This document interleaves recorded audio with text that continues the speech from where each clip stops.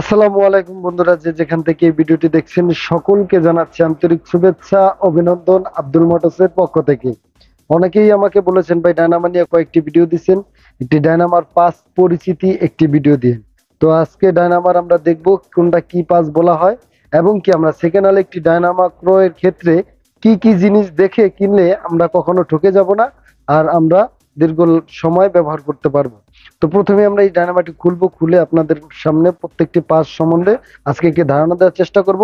আর পুরানো একটা ডায়নামা বা অল্টারনেটর কেনার সময় আপনারা কি কি জিনিস মাথায় রাখবেন সেটাও আগে দেখব। তো খুলে নেই আজকে আমাদের ডায়নামাটি। প্রথমে আমাদের এই তিনটি নাট খুলতে হবে। এটা হলো আমাদের ব্যাক কাভারের নাট, এগুলো আমরা খুলে নেই।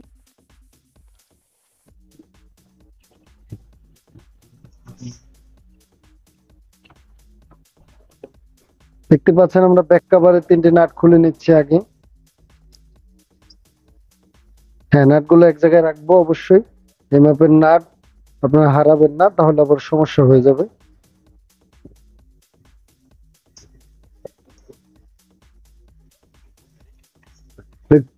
এটা হলো আমাদের ব্যাক কভার, এটা খোলা শেষ, এটা সাইডে রেখে দিচ্ছি। এখন আমরা খুলবো কি জানেন, আমাদের এটা হলো অটো কাট, এটা হলো রেকটিফায়ার ডায়োড, আমি আলাদা ভাবে নাম বলে দেবো। এখন আমাদের এই নাটগুলো খুলতে হবে।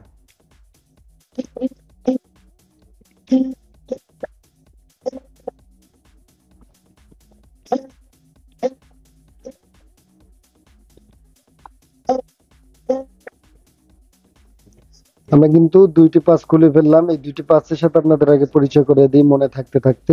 দেখতে পাচ্ছেন এটা কিন্তু আমাদের কার্বন হোল্ডার, ঠিক আছে, এটা কার্বন হোল্ডার, আমরা কার্বন ব্রাশও বলতে পারি, এরকম থাকবে।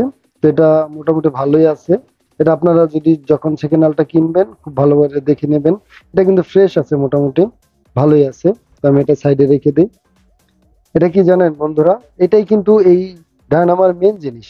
এটা না থাকলে অনেক রকমের সমস্যা হয়, ব্যাটারি নষ্ট হয়ে যাবে, ব্যাটারি ফুলে যাবে, চার্জ হবে না ঠিক মতো, সেলফ হবে না, অনেক সমস্যা।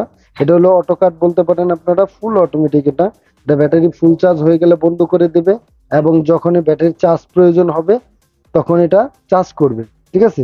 তো এটা অটো কাট আউট আমরা বলতে পারি। এখন আমরা খুলবো কি, এই নাটগুলো খুলবো, তারপর আবার পরিচিতি করাই দেবো এগুলো কি।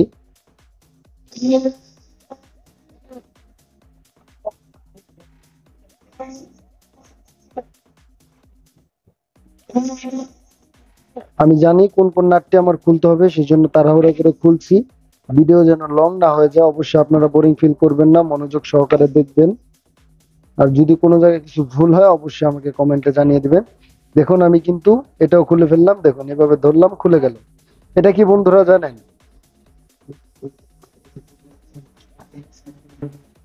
এটা এটা কি বন্ধুরা জানেন, একটা এই ডায়নামার রেকটিফায়ার ডায়োড।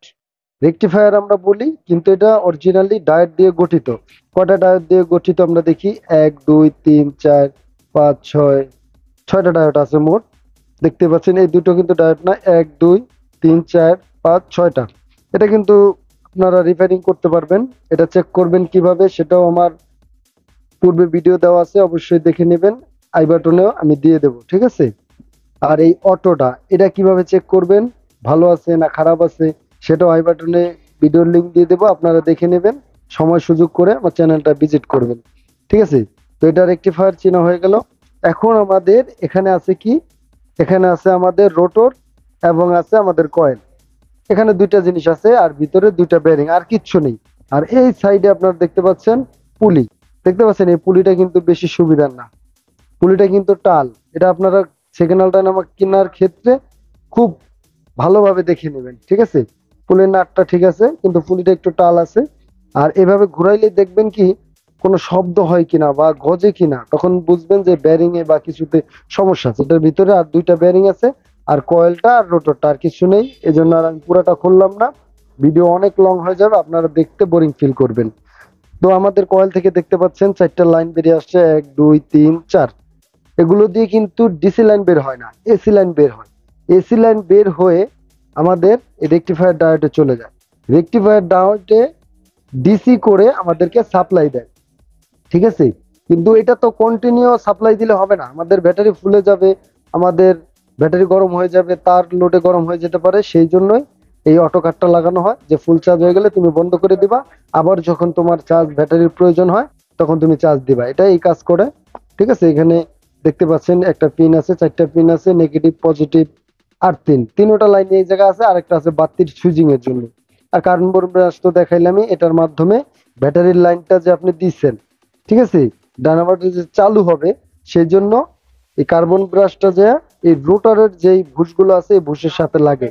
ঠিক আছে, তো আপনারা এটা তো দেখলেন, এটা ভালো আছে, কিন্তু এই ব্রাশটা খুব মনোযোগ সহকারে দেখবেন, কারণ এই ব্রাশটার ভিতরে অনেক কিছু রয়েছে। এই ব্রাশের ভুসগুলো আপনি সহজেই পাল্টাতে পারবেন। এটা চেঞ্জ করতে হলেও আপনাদের অনেক ঝামেলা পোহাইতে হবে, সব মিস্ত্রি এটা করতে পারে না। ঠিক আছে, সব জায়গায় এগুলার যন্ত্রপাতি নাই। আপনারা এই ব্রাশ গুলো চেক করবেন, ক্ষয় হয়ে গেছে কিনা, গদ হয়ে গেছে কিনা, বা ভেঙে গেছে কিনা, বা এটা দিলে ভালোভাবে লাগুর পায় কিনা, মানে ছোট হয় কিনা।